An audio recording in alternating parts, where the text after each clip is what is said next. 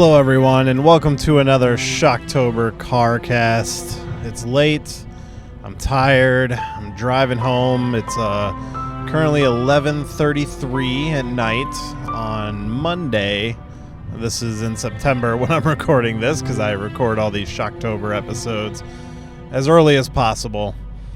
But yeah, so it's another CarCast because I'm driving home from work and I thought I would use this time wisely. The streets are empty, so it's a safe CarCast.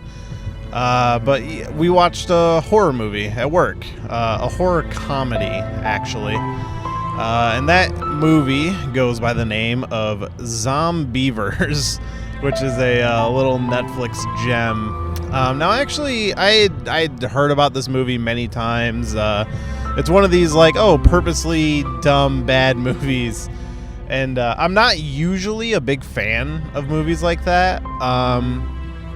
For the most part, I try to watch something that will actually not feel like a waste of time or anything like that. Like, I've never seen The Room, which I feel like I'm going to have to at some point.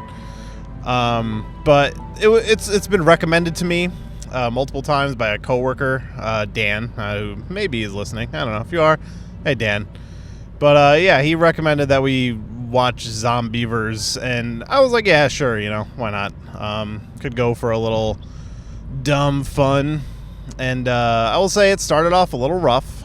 There was like a couple jokes in the beginning that didn't really land for me.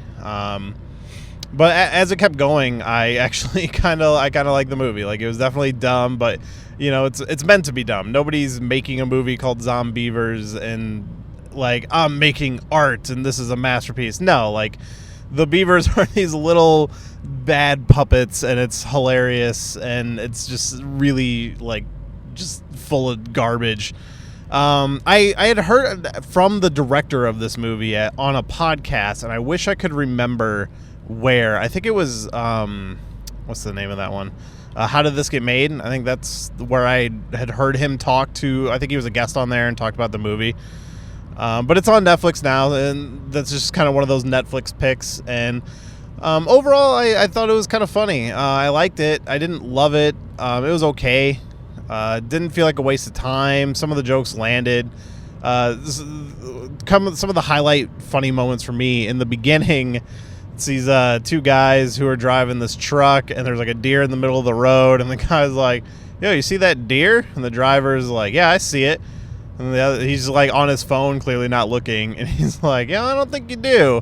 And then they just run over this deer, and it like explodes, and it's all cheesy and hokey and like a bad puppet that they ran over. And it was, it's kind of funny. I love some dark humor and stuff like that, like in Freddy Got Fingered, when Tom Green is rolling around in the deer skin. Like, that shit makes me laugh way too hard. But those guys, like, coming back around at the end of the movie, the part that made me laugh the hardest was the same two guys are driving down the road, and the last girl who survived the whole thing is standing in the middle of the road, and the guy's like, yo, you see that girl? And again, he's on his phone. He's just like, yeah, I see her. And the dude in the passenger seat's just like, I trust you. And then they like hit her, and it cuts to black and credits, and I was like, oh, that's fucking great. Like, I just love the line, I trust you.